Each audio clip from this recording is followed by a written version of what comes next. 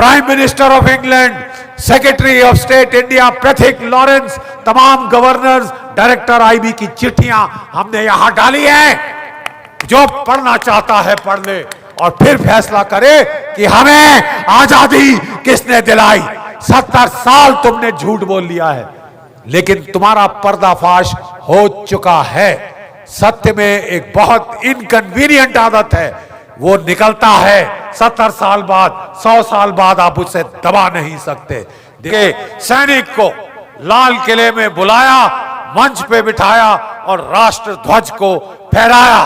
इससे जो नेताजी की जो ख्वाहिश थी कि हम दिल्ली दिल्ली जाएंगे, लाल किले पे अपना तिरंगा झंडा फहराएंगे, वो आज पूरी हो चुकी है, वो आज पूर्ण हुई है। 75 साल बाद नेताजी वहां पहुंच गए हैं।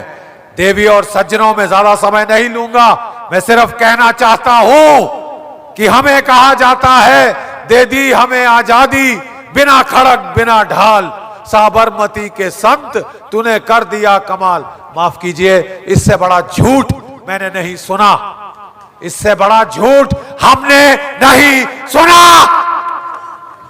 60,000 की आजाद हिंद फौज थी, जिसमें से 26,000 शहीद हो गए। अभी भी बैठे हैं 110 साल के हमारे बूढ़े सिपाही, और देखिए उनके बच्चे पहलवान जो उनके साथ बैठे हैं। क्या बोलेंगे आप उनके मां बाप को जो हमारे उनके साथी शहीद हुए? उनका खून बेकार में बहा, उनका खून बहा तो आप आजाद हैं। आज नागालैंड से लोग आए हैं, इतनी दूर से, मणिपुर से लोग आए हैं, क्योंकि उन्होंने नेताजी को देखा है। नेताजी के ऊपर न्योछावर है। नागालैंड के लोग हमारे साथ हैं। देखिए जरा अपनी पोशाक में, परंपरागत पोशाक, प्लीज खड़े हो जाइए, प्लीज खड़े हो जाइए। अब मेरे नागा दोस्त देखिए ये क्यों आए हैं यहां पे, ये नेताजी की वजह से आए हैं। थैंक यू हमारे भाइयों बहनों नागालैंड के, क्योंकि नेताजी वहां पे रुआजो गांव में उन्होंने अपना हेडक्वार्टर बनाया था, और जो वैखो साहब के जो पिताश्री थे, फादर थे, वो उनके दुभाषी नियुक्त हुए थे, एडमिनिस्ट्रेटर नियुक्त हुए थे। उन्होंने आजाद हिंद फौज को इतना भरपूर सहायता दी थी लड़ने के लिए अंग्रेजों के खिलाफ। हमारी आजादी की लड़ाई हमारे नागा भाइयों ने शुरू करी थी। हमारी आजादी की लड़ाई हमारे नागा भाई और बहनों ने शुरू की थी। हमें बोला जाता है हमें अहिंसा से आजादी मिली, हमने रिसर्च करी है और हम चैलेंज करते हैं, ओपन चैलेंज। सारे ये जो लेफ्टिस्ट हिस्टोरियन, कोर्ट हिस्टोरियंस को आपने हमसे डिबेट करनी है, आपने सच जानना है। एक एक अंग्रेजों की चिट्ठी हम यहां ले आए हैं, एक एक चिट्ठी अंग्रेजों की जो साबित करती है।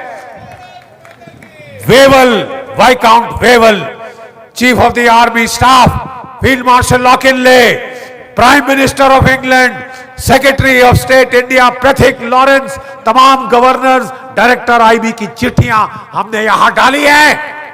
जो पढ़ना चाहता है पढ़ ले और फिर फैसला करे कि हमें आजादी किसने दिलाई। 70 साल तुमने झूठ बोल लिया है, लेकिन तुम्हारा पर्दाफाश हो चुका है। सत्य में एक बहुत इनकन्वीनियंट आदत है, वो निकलता है 70 साल बाद, 100 साल बाद आप उसे दबा नहीं सकते। देवी और सज्जनों, आज हम नेताजी के सिपाहियों को राजपथ पे लाए हैं, राजपथ पे। और अगला साल हमारा निवेदन है इस सरकार को कि नेताजी का स्टैचू राजपथ पे लगाइए, जहां जॉर्ज 5 के पुतला था, और वो स्थान रिक्त है, वो स्थान खाली है, वो स्थान नेताजी का है, वो स्थान नेताजी को दीजिए। You will have to give it to Netaji, it belongs to Netaji. We will see that he gets there। हम देखेंगे भारत के लोग आपको नेताजी को जॉर्ज 5 की कैनोपी के नीचे लगाना होगा, क्योंकि असली लिबरेटर, आजाद करने वाला नेताजी के सिवाय दूसरा कोई नहीं। मेरे साथ एक बार जरा खड़े हो जाइए, आखिरी है। और जरा देखें आप में अभी भी कितना जोश बाकी है। खाना मैंने भी नहीं खाया, लेकिन देखते हैं फौजी कितना गरज सकता है भूखे पेट से।